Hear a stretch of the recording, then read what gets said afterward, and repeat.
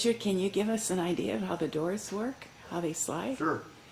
If you go over here, you'll see. But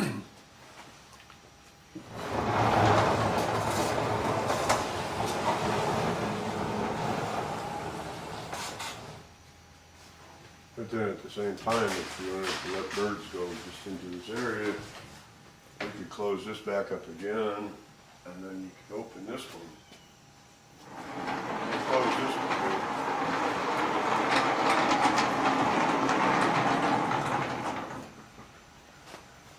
That's amazing. And between every cage, there's a sliding door that slides out. Do you want to look down this way?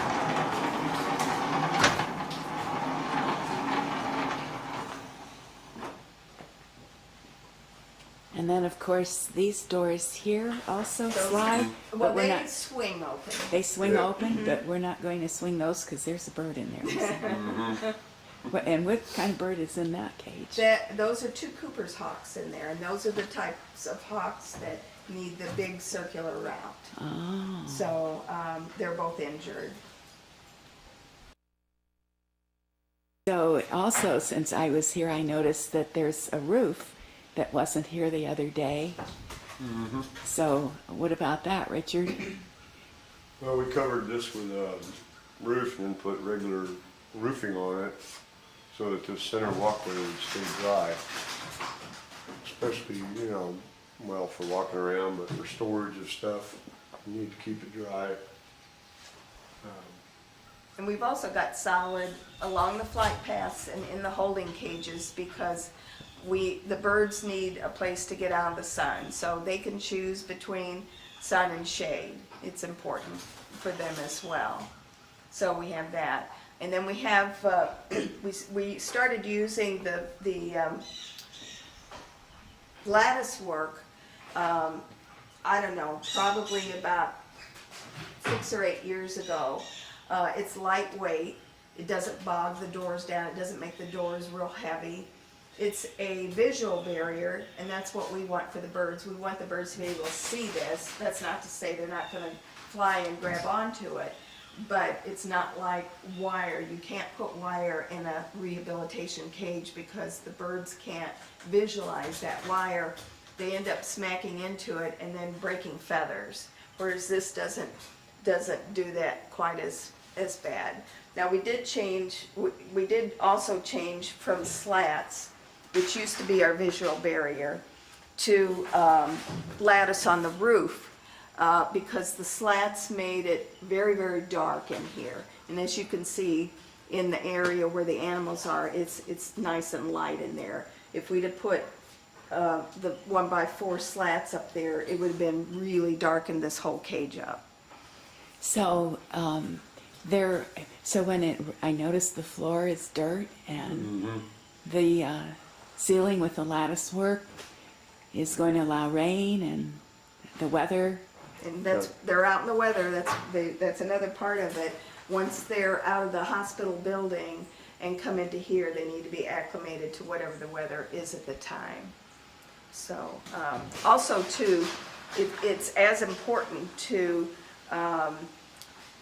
as keeping the animals in that we have in here and keeping the other animals out. Right. At our other facility, the last few years we've had issues with weasels burrowing into the cage and killing the birds, and they've killed great horned owls and barred owls and ducks, all kinds of stuff. So it's been pretty disturbing. And that is, at the other facility, we had wire down on the ground on each cage, and these weasels can get into any really small openings. So, we had to have the concrete trucks down here for the posts. So Richard said, let's just pour footing, and I said, sounds good. So we got a 2-foot footing around the entire perimeter of the cage. So hopefully that'll keep the critters out. I think you were telling me about that too, Richard, as to the height of the wall right where you're standing. Right, we put these everywhere. For release training, those are for Yeah, release. so that they can throw mice out in here, let the birds catch them. And we made them this high because it's higher than a mouse can jump. Who knew that? Lisa figured that out. Yeah, Lisa, that was her contribution. How high? She told me how She high. Googled how high can a mouse jump. Oh. And that's usually something you don't need to know in residential. The cages that one of the holding cages. Wow.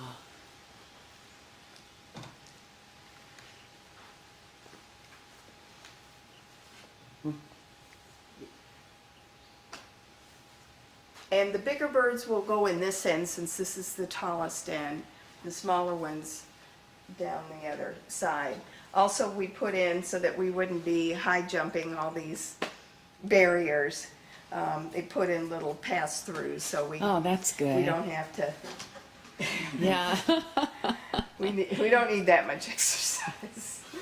So we still have to put a barrier, below here so that to hold the mice in.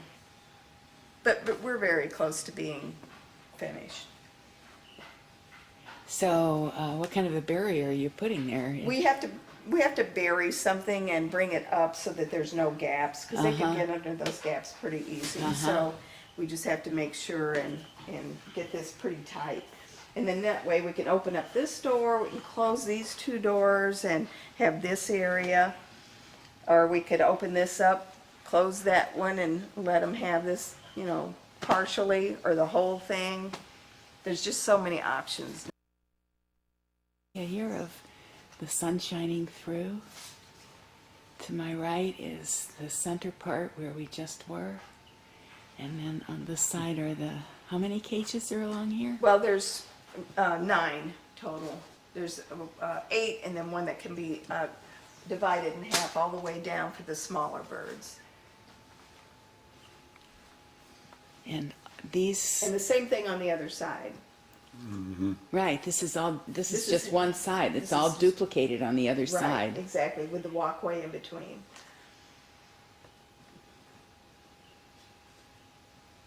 Well, it's an amazing feat. It's nice to see it grow out of the ground. No kidding.